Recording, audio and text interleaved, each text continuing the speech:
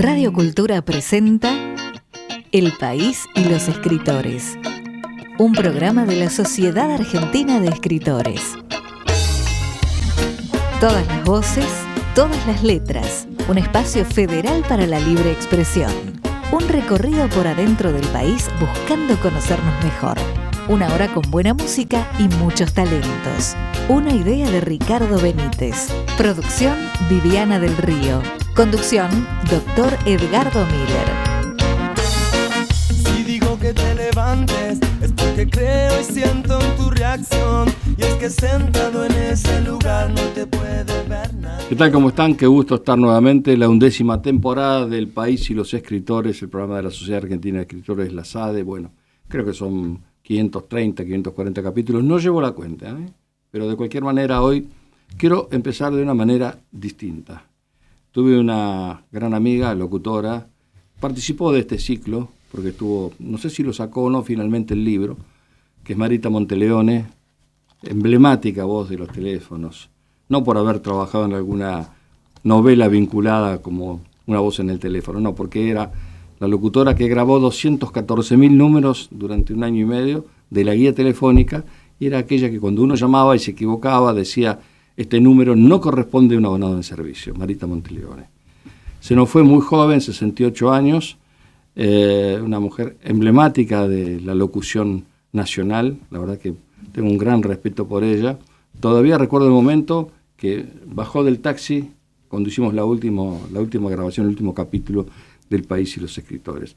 Quiero recordarla porque fue muy generosa conmigo. Ella durante la pandemia hizo Maritango virtual a través de Instagram, hizo 2 conmigo, y quiero recordar un minutito del comienzo de ese Maritango virtual, precisamente en época de pandemia. Creo que fue también el mes de junio, no recuerdo, debe haber sido un 30 de junio o un 20 de junio de 2020.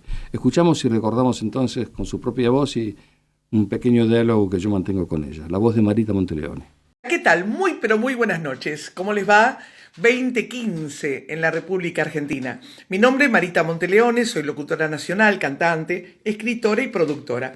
Y me place en presentar un capítulo más de Maritango Virtual aquí por Instagram Live. Vamos a estar con el periodista Edgardo Miller, a quien ya estoy saludando. A ver, Edgardo, por favor, mandame una solicitud. Ahí está, excelente. Vamos a hablar con él, así que vamos a pasar un lindo momento como por arte de magia. 4, 3, 2, 1 y se está sumando Edgardo Miller. ¡Hola! ¿Cómo le va? Emponchadito hoy. Mírame a mí.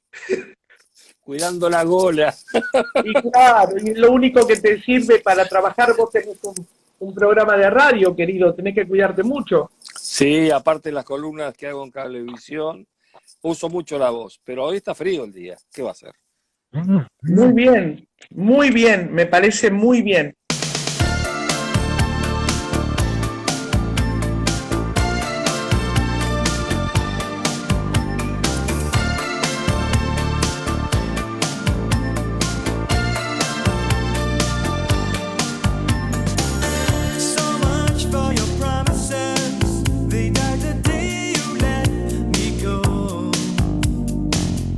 Caught up in a web of lights, but it was just too late.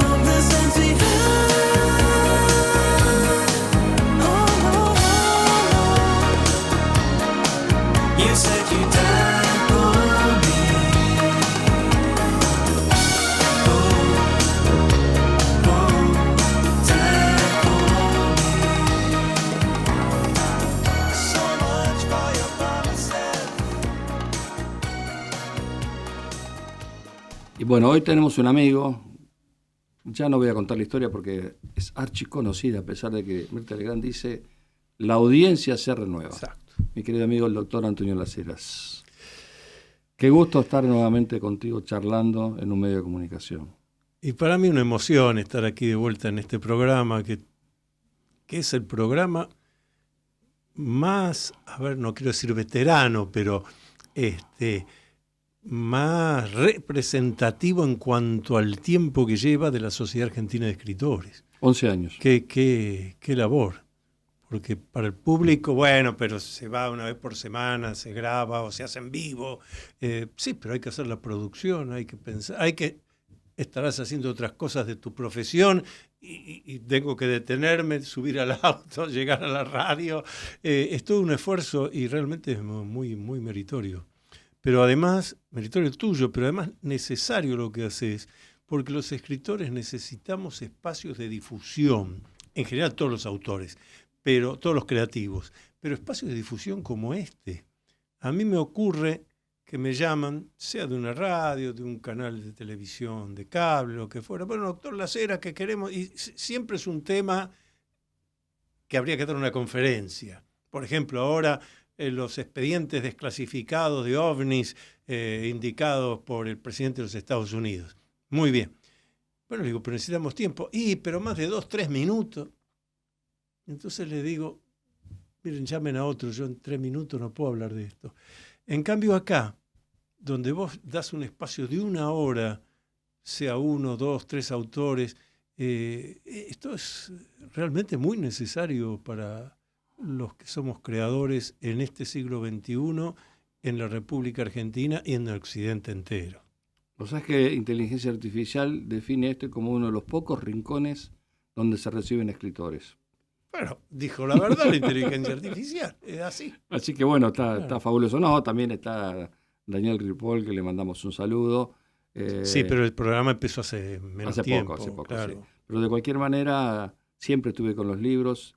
Soy socio de SADE hace mucho, gracias a una gestión, un reconocimiento de la comisión encabezada por Antonio en ese momento.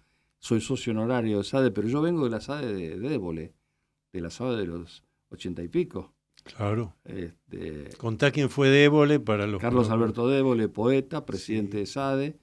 También fue presidente de la Fundación Argentina para la Poesía. Para la poesía, exacto. Que ahora preside Roemers, Alejandro Roemers. Exactamente. Pero bueno, digo, mi vinculación con los libros viene de siempre, y de una casualidad. En un pago que vos y yo conocemos bien, que es Caseros. Antes que siga, vos, a esta altura de tu evolución, ¿en serio pensás que existen las casualidades? No. Porque dijiste una casualidad, ¿no? No, causalidad. Causalidad. Hay causalidad, ¿no? Desde ya. Todo tiene causalidad. Leibniz decía, y mira, hace 200 años allá en la Academia de Ciencias de París, Leibniz decía, casualidad es el rótulo que damos a aquellas cosas cuyas causas ignoramos. Todo tiene una causa.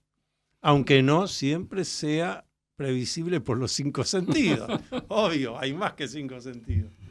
En Caseros había un puestito ambulante de libros.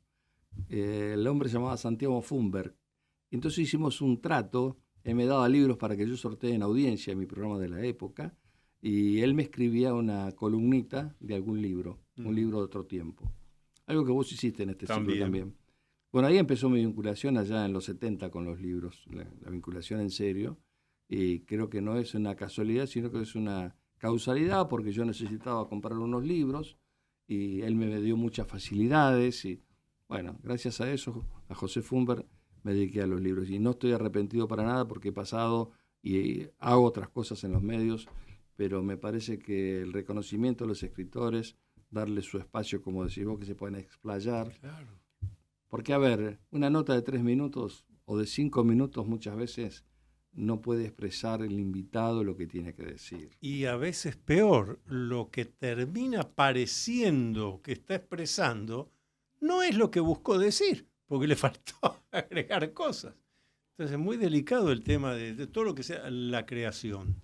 Necesitas tiempo para transmitir, para poder explicar bien. Lo que pasa es que, claro,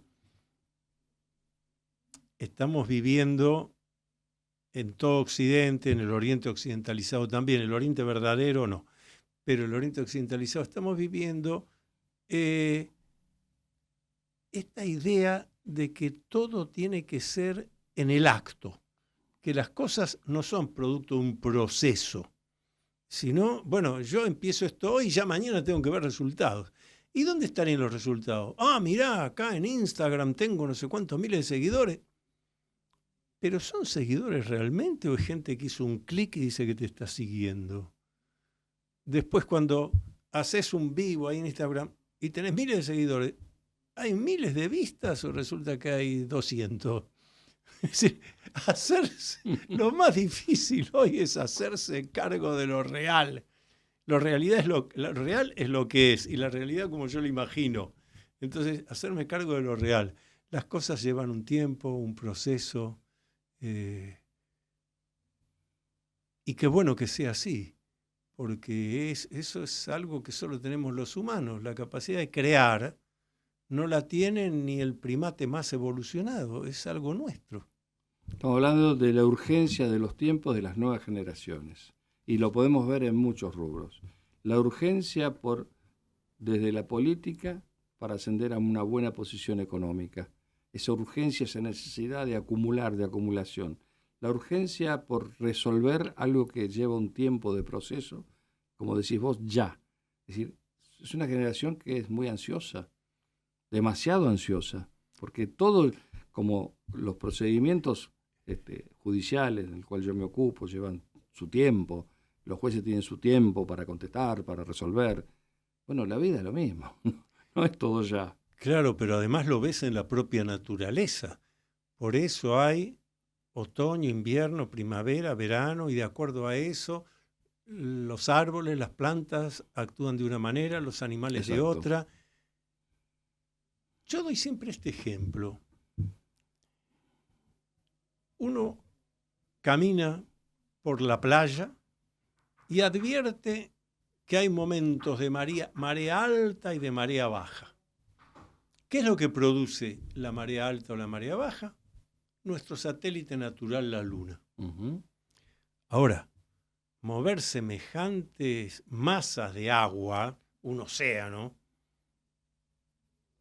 esto es importante. Ahora, yo humano, 80% líquido. ¿Cómo? A los océanos, a los mares, la Luna le afecta. Produce marea alta, marea baja. Y yo, 80% líquido, no, la Luna nada me hace. ¿Cómo está investigado esto? Si no está investigado, ¿por qué no está investigado?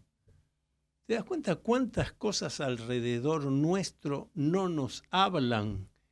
Y cómo sí tenemos estímulos exteriores de otras cosas. Y la preocupación es que no estés usando las mismas zapatillas 3 meses seguidos. La vida es otra cosa. Pero el sistema imperante genera esto y uno tiene que estar justamente en espacios como estos para denunciarlo y decirle, mire, la vida no es eso.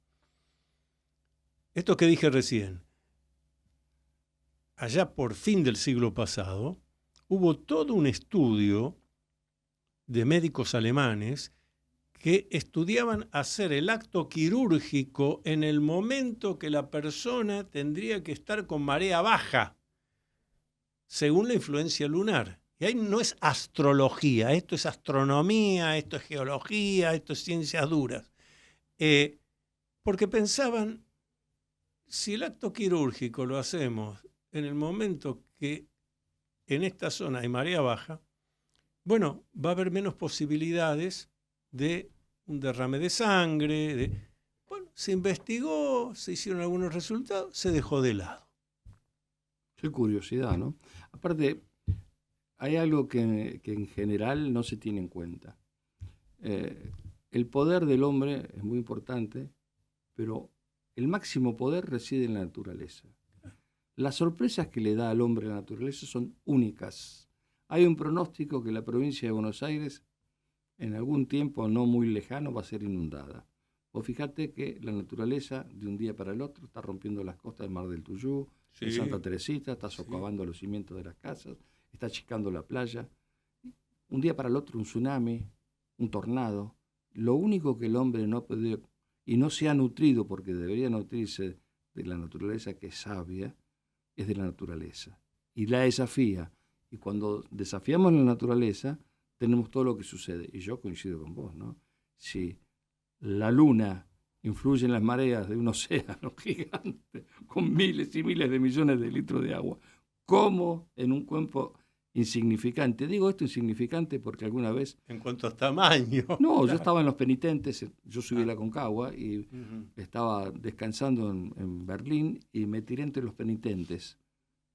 Y vi el sol brillar y me vi lo insignificante que era respecto a lo que me rodeaba. La insignificancia que somos para el mundo, para lo que es el concepto de mundo completo, ¿no? Entonces yo coincido con vos.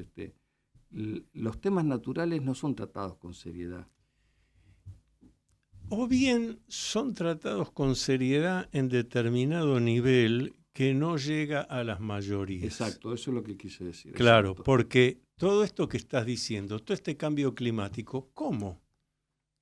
Y los científicos que se ocupan de eso no se dieron cuenta, claro. Pero los científicos que se ocupan de eso, para hacer esas investigaciones, necesitan un financiamiento. Y el que hace el financiamiento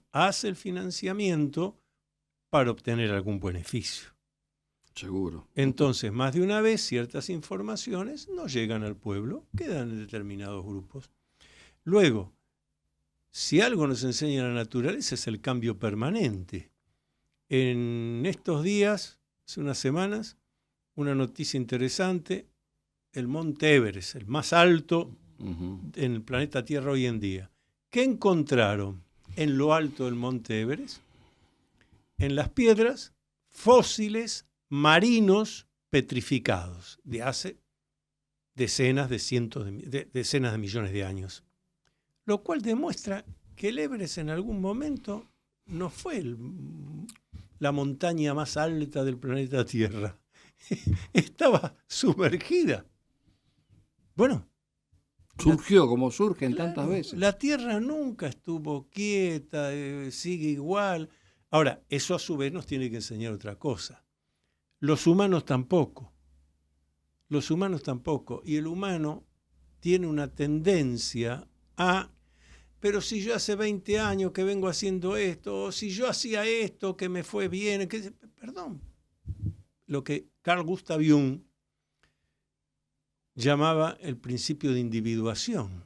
Jung decía, la vida es como un edificio, pero cuando usted se está ocupando del piso 9, ya dejó el 8, el 7, el 6, el 5 y así, ya lo dejó hecho, usted no se ocupa más de eso, ahora está haciendo el piso 9.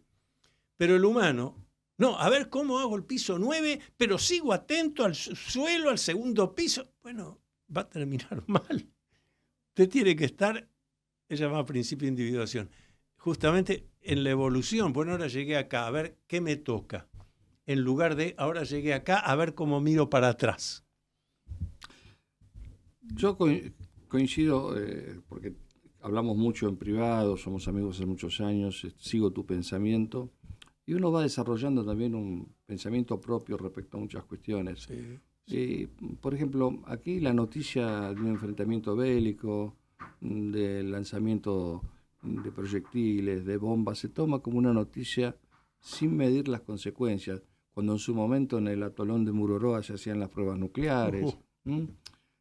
Tanto se ha impactado al medio ambiente que evidentemente hay una intervención del hombre en el medio ambiente muy grande, muy grande. Totalmente. Y que es lo que genera estos cambios, y yo creo que la naturaleza se defiende, se revela, claro, y ataca. Claro. No son casualidades los tsunamis, no son casualidades los tornados, los temporales, no es casualidad. No, es resultado de toda la alteración que hacemos, la contaminación atmosférica, terrible, por ejemplo. Todo eso es real. También es para preguntarse por qué a alguien se le ocurre, si vos vas a un lugar, no necesitas ser médico psiquiatra, nada, psicólogo, vas a un lugar y ves una persona que está destruyendo su propia casa sin motivo, decís, este está loco y hay que llamar a un psiquiatra, algo, porque ¿cómo vas a estar destruyendo tu propio hogar? Y nosotros los humanos llevamos destruyendo nuestro propio hogar casi desde el comienzo de la humanidad. Y siempre hay una excusa, una razón. Que se vio incrementado con el desarrollo tecnológico. Sí, claro. Fíjate que ahora los drones que estaban creados para otra cuestión, hoy los drones son armas mortales y armas de contaminación masiva. Y además en tantos rubros hay contaminación, los famosos transformadores eléctricos con PCB que contaminaban a todo el mundo y que no se han solucionado porque en muchos casos siguen funcionando. Porque en realidad el hombre, mi sensación es que desprecia el medio ambiente donde vive.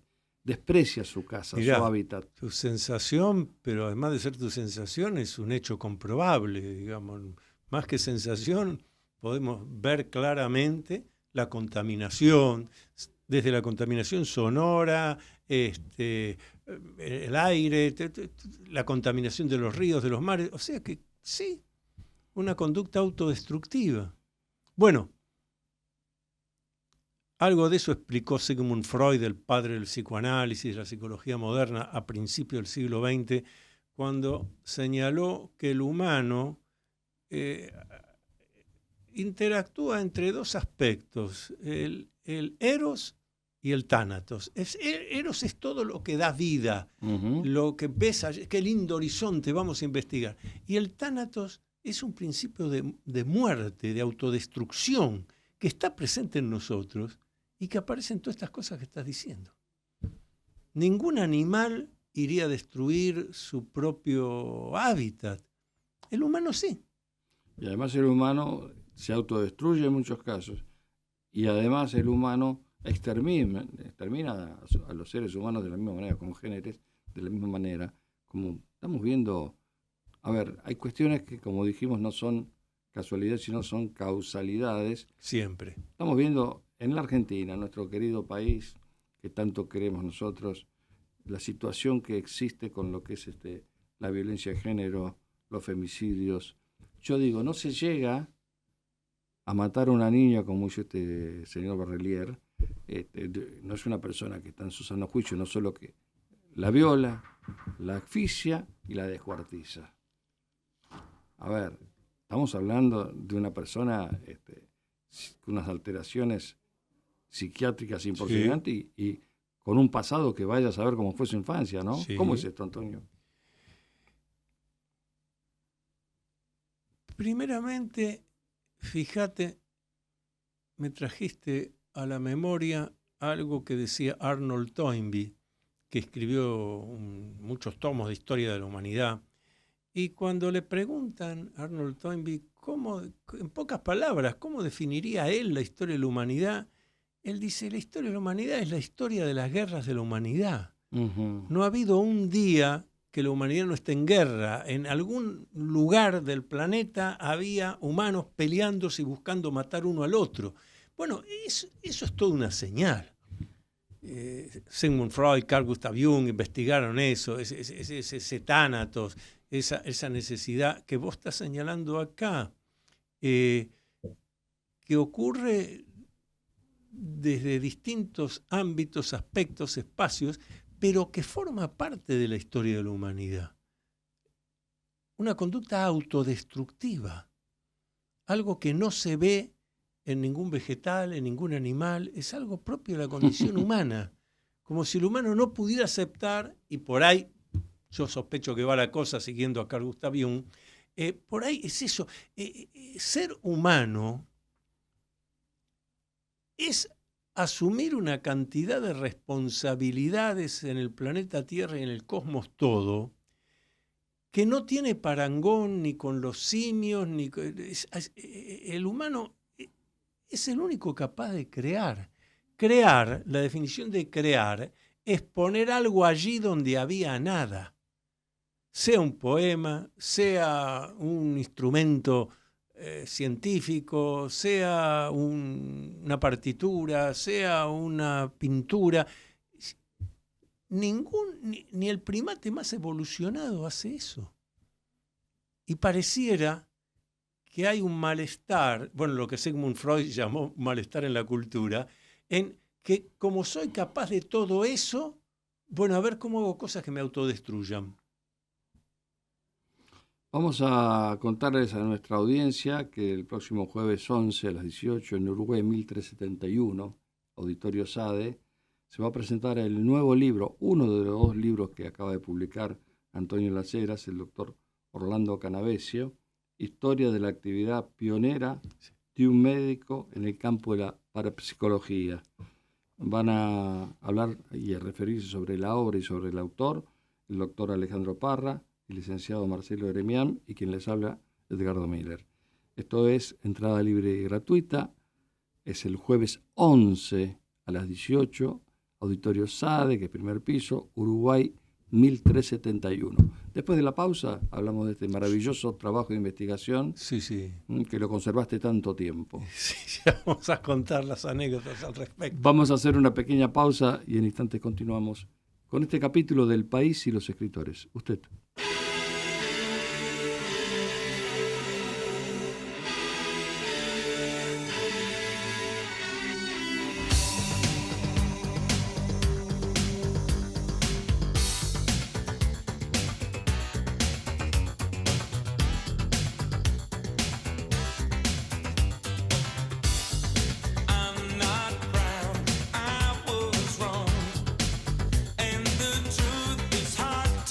Day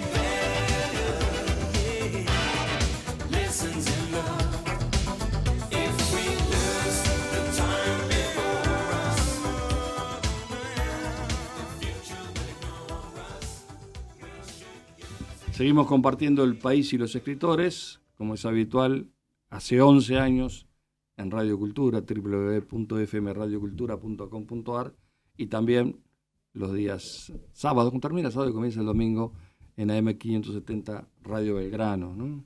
Bueno, se cumplió un nuevo aniversario de la desaparición de una queridísima amiga, íntima amiga, de grandes charlas nocturnas, una de las escritoras, la escritora que más libros vendió en la República Argentina, Sí. Paul Dupuy, Sí. que se fue un día 3 de junio del 2018, es decir, hace muchos años ya que se fue de este mundo, pero yo la recuerdo, porque vos sabés que con ella, Antonio, nos hablábamos de madrugada, empezábamos 11:30 y eran las 3 de la mañana y estábamos hablando. 4 horas de diálogo. Sí, sí, una persona entrañable para mí, Sí. columnista del ciclo que vos participaste también, Sí. así que bueno, el recuerdo de ella. Bueno, una escritora además que ha quedado en la historia de la literatura, no solo argentina, sino hispanoparlante. Creo que desde ya. vendió 5 millones de libros. Y no solo hispanoparlante, cometo un error en limitarlo así, porque ha sido traducida a una cantidad de idiomas, Sí, hasta el totalmente. chino ha sido traducido. Totalmente. Sí. Todo el libro, Cuentos para Verónica, es un clásico. Claro, Un clásico. Cuentos para leer sin rímel. exacto. Una gran escritora. Bueno, Orlando Canavesio, yo lo conocí porque escribí una nota sobre la publicación del libro, lo investigué, me quedé sorprendido, pero más sorprendido se va a quedar usted. A ver, ¿por qué a veces uno tiene tantos archivos y dice estos archivos que yo tengo?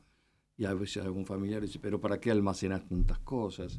Y de pronto tenemos tesoros guardados, que lo podemos reflotar, como el caso del Canavesio. ¿Cómo fue esto? Vos lo tenías escrito hace un tiempito el libro. Defina tiempito. Sí, te lo voy a contar y le va a resultar interesante a la audiencia. En 1981 se hace en la República Argentina el primer Congreso Argentino de Parapsicología. Lo organiza el Grupo de Estudios e Investigaciones Científicas en Parapsicología, Grupo de Estudios e Investigaciones Universitarias en Parapsicología, me eligen presidente del Congreso. Bueno, asisten figuras señeras de la parapsicología, el padre Oscar González Quevedo, que viene de San Pablo, Brasil, acá en la Argentina el sacerdote jesuita Enrique Novillo Paulí, el doctor Arnaldo Raskowski, el doctor Samuel Tarnopolsky, el doctor Vicente Rubino, una cantidad de investigadores. Y al terminar, fue, sí, el doctor Samuel Tarnopolsky, que estaba haciendo historia ya de temas de historia de la medicina, autor del libro Los curanderos, mis colegas, escrito por un médico que trabajaba además como profesor en la Universidad de Buenos Aires. Bueno, y entonces él me dice, Las Heras, ¿usted ha investigado este médico Orlando Canavesio? Yo algo conocía del tema, le digo, sí. Me dice, mire, estúdielo muy bien, porque la tesis con la que se doctoró en medicina el doctor Orlando Canavesio, médico en la Universidad de Córdoba, tiene que ver sobre estos temas de la parapsicología. Le pedí ayuda al que fue mi padre espiritual en el campo científico intelectual, el profesor doctor Alfredo Guillermo Conlon Carica, que en ese momento ya era el profesor titular de Historia de la Medicina en la Facultad de Medicina de la Universidad de Buenos Aires. A través de gestiones de él, me consiguió copia de la tesis doctoral de Orlando Canavesio, que era electroencefalografista, era su especialidad, y la tesis doctoral se llama Electroencefalografía de los estados metapsíquicos, lo que hoy llamamos parapsicología. Estamos hablando de 1950, que en aquella época pudieras obtener el título de doctor en medicina porque sacabas electroencefalogramas de personas en el estado que Canavesio decía estaban en actividad parapsicológica, clarividente, telepática. La tesis perfectamente realizada, fue aprobada con 10 sobresalientes. ¿Quién era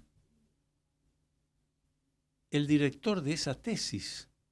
Porque cuando uno hace una tesis doctoral, tiene que tener, antes se llamaba padrino de tesis, un director de tesis, que te guía esto sí, esto no, y que después está presente el día que haces la defensa doctoral. Nada menos que Ramón Carrillo, que pasó a ser ministro de Salud Pública en el gobierno de Perón. En los 50. Años 50. Claro. Tanto es así, y esto voy contando en este libro, tanto es así, cosas que cuando las relato, como ahora acá en tu programa o en una conferencia con el público, me miran con cara de la cera se está exagerando. No, tanto le interesó a Ramón Carrillo, médico también, ministro de Salud Pública en ese momento, las investigaciones de Canavesio, que consiguió crear en el ámbito del Ministerio de Salud Pública de la Nación un instituto de investigaciones en esa época metapsíquicas, lo que hoy es parapsicología, y consiguió un financiamiento para que Canavesio y otros médicos pudieran, la persona que venía, yo tengo dotes parapsicológicas, yo adivino el futuro, bueno, muy bien, venga, lo vamos a estudiar, lo vamos a investigar, le vamos a hacer los test, le vamos a hacer el electroencefalograma en el momento que usted dice que está haciendo la captación extrasensorial, y varios de esos casos le dieron significativo. O sea, esto es un hecho que está en la historia de la parapsicología mundial. La Argentina fue uno de los primeros lugares donde se demostró con metodología de la investigación científica que los fenómenos, telepatía, clarividencia, precognición, existen y son propios de los humanos. Por científico, porque Canavesio era un científico. Claro, bueno, y utilizando esa metodología. Uh-huh. Ahora, en este libro que acabo de publicar y que, como bien dijiste, jueves 11, 18 horas vamos a presentar en la Sociedad Argentina de Escritores. Lo estamos viendo ahora, mira qué linda tapa. Exactamente. Muy buena tapa. Y es ese el doctor Orlando Canavesio, de las pocas fotos que han quedado. Está retocada un poco. ¿Cómo lo encontraste el libro? Porque vos lo escribiste en el 80 y pico. Bueno. 85. Qué bueno, porque yo ya estaba hablando de Porque Canavesio. yo hablé al principio de los archivos. Claro. Usted tiene que saber que todos los periodistas me expandí. Tenemos archivos, grandes archivos. Yo en mi casa tengo grandísimos, que no están en mi casa, están en el estudio, y Antonio tiene grandísimos archivos donde hay material increíble. ¿Qué pasó? Cuando el doctor Conlón Carica me consigue una copia de la tesis de Canavesio, que está en la Universidad de Córdoba, yo empiezo a investigar, a estudiar, y armo un verdadero ensayo. No llegaba al libro completo. Conlón Carica lo ve y me dice, esto tenés que presentarlo al premio que da el Ateneo de Historia de la Medicina, de la Cátedra de Historia de la Medicina de la Facultad de Medicina de la Universidad de Buenos Aires. Lo presenté. Saqué lo que sería el segundo premio. El premio, ahí no se dice segundo premio, premio Accessit. Está el primer premio y lo que sería el premio Accessit. Tengo todavía el diploma que me dieron de la Universidad de Buenos Aires. Bueno, eso me produjo unas movilizaciones bárbaras, obviamente. Pero ahí quedó la tesis. Es una tesis. Ahí quedó. Y hace algún tiempo, un par de años atrás, en pleno verano, empecé, tal como vos decís, a juntar esto. Y después veo una cantidad de artículos que yo he publicado en revistas, algunas médicas, otras revistas de la Sociedad Científica Argentina, etcétera, sobre algo que tampoco se conoce demasiado.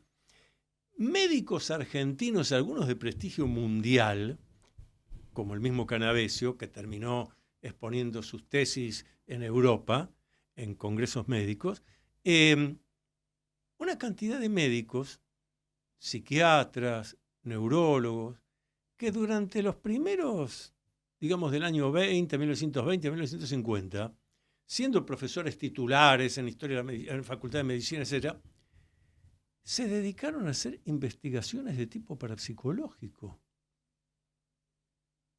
Una cantidad. Y vuelvo a Orlando Canavesio, que su tesis tiene un comienzo que yo digo, allá cuando él la defendió, mediados del siglo pasado, del siglo XX, debe haber conmovido, porque él pone medicina sin metapsíquica, pájaro sin alas. No solo se la aprobaron, es decir, allá había una cantidad de médicos en aquella época que entendían algo que hoy hay que estar subrayando todo el tiempo. El ser humano no es solo reacciones físico-químicas, no es solo reacciones neurológicas. Somos mucho más que eso. Tenemos lo psíquico, que es del orden de lo físico, tenemos lo parapsicológico, que está registrado, investigado.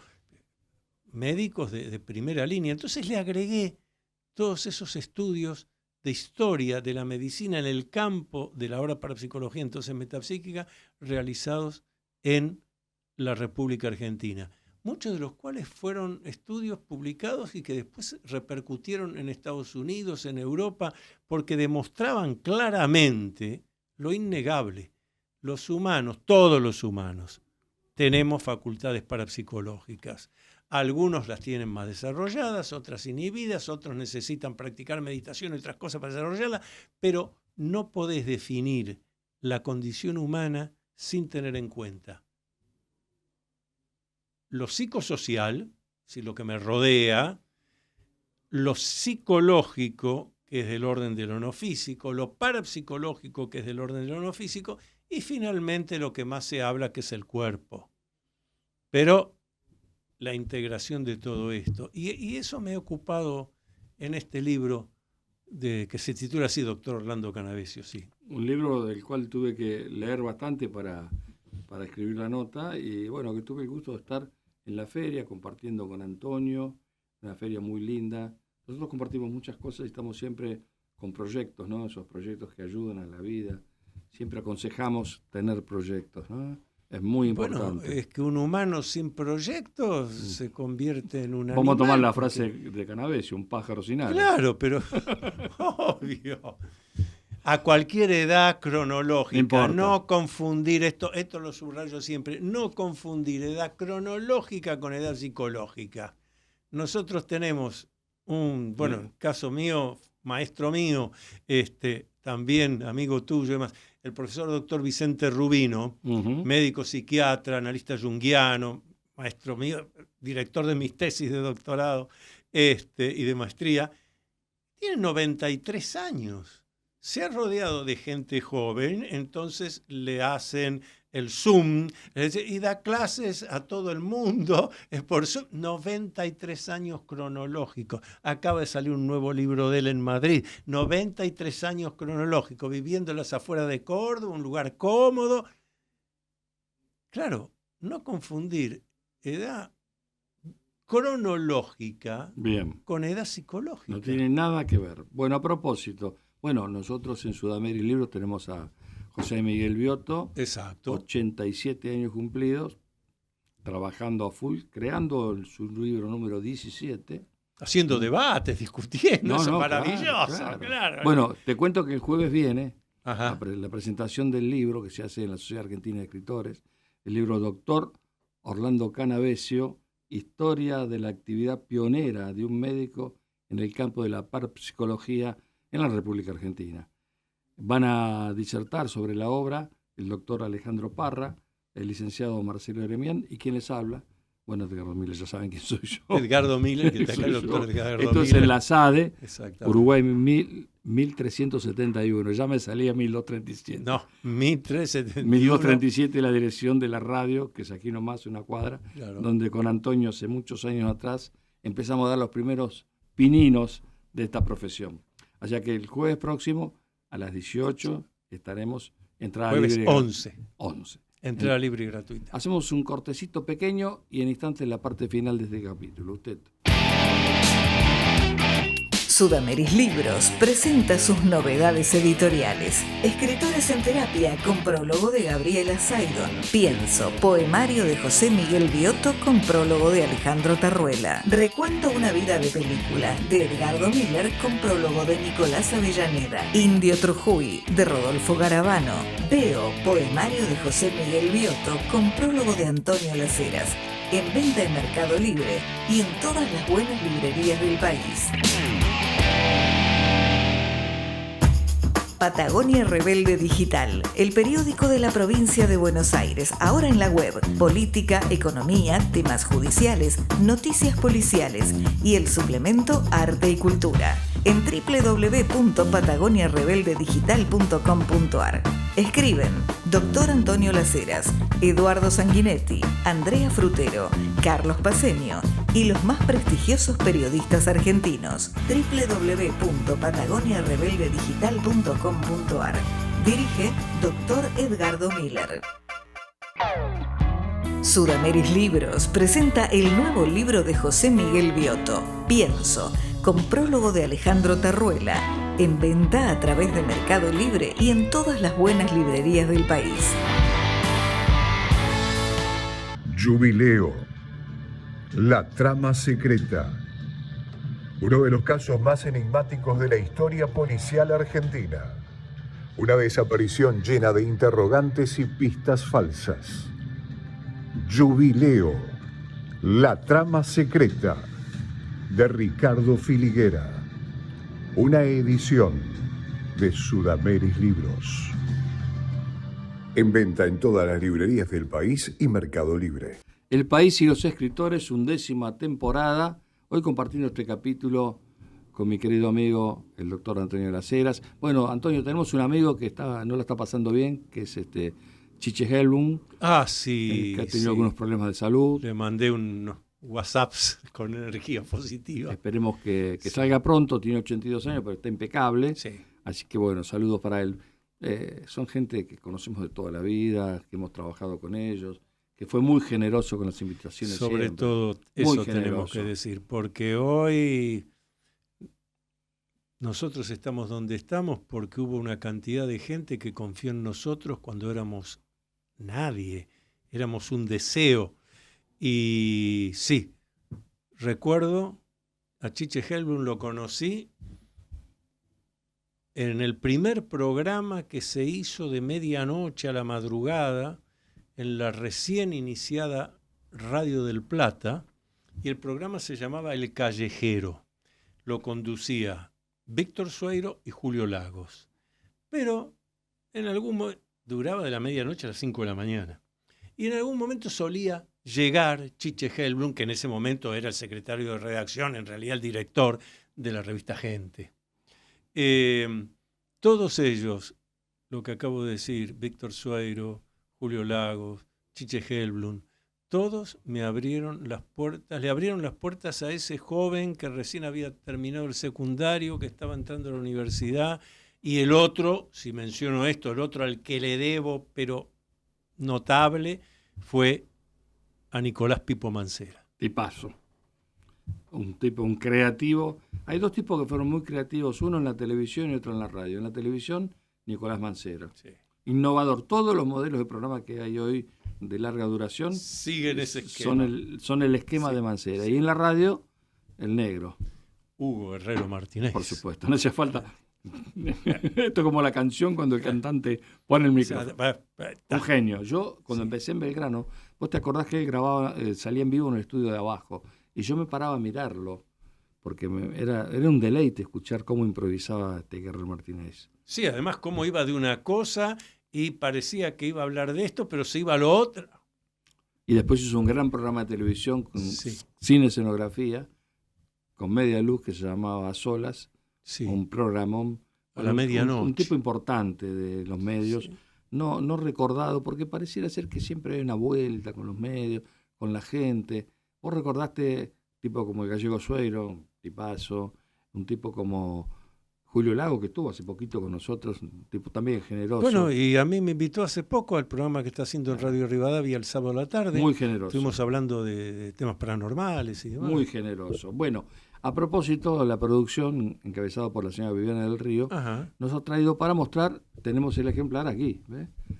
Véalo, qué hermoso ejemplar. Antonio Laceras, en su condición de parapsicólogo e historiador, sorprende con este detallado trabajo en el que se ocupa no solo de la actividad del doctor en medicina Orlando Canavesio como investigador de fenómenos extrasensoriales, sino que también rescata del olvido a otros eminentes médicos de la primera mitad del siglo XX.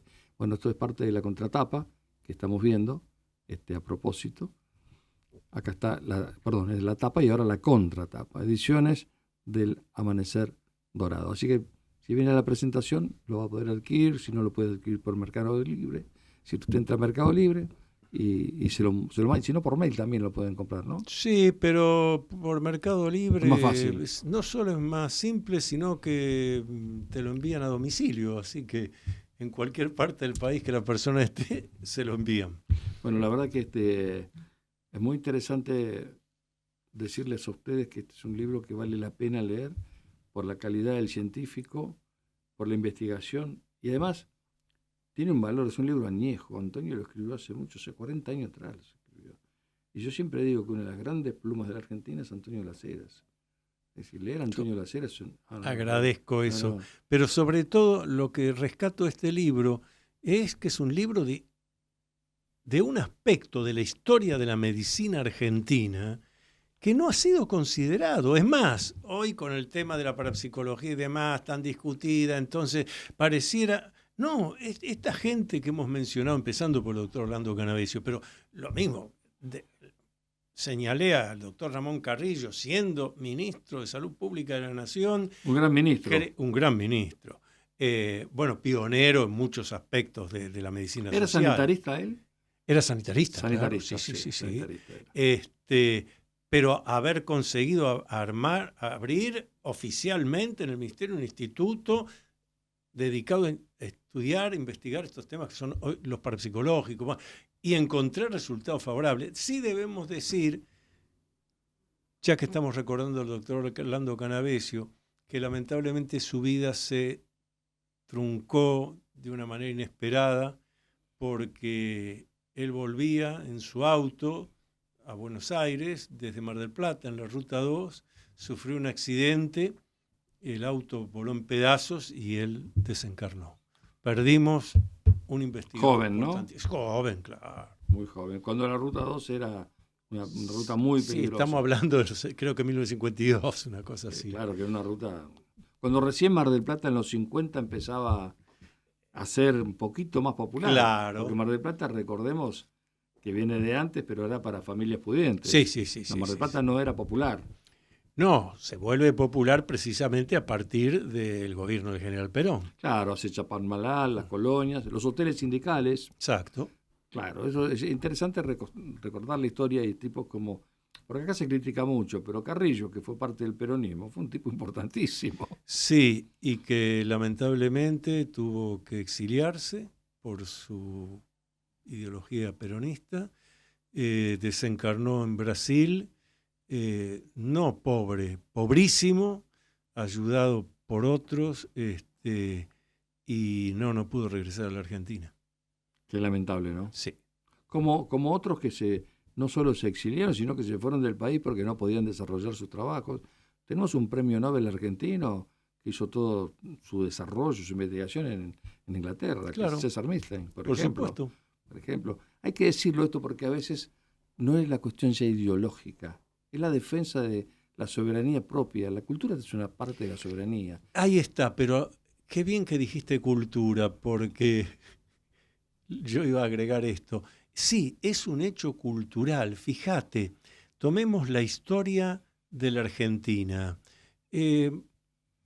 Los patriotas, los que hicieron la Argentina, bueno, Manuel Belgrano, que murió, no pobre, pobérrimo,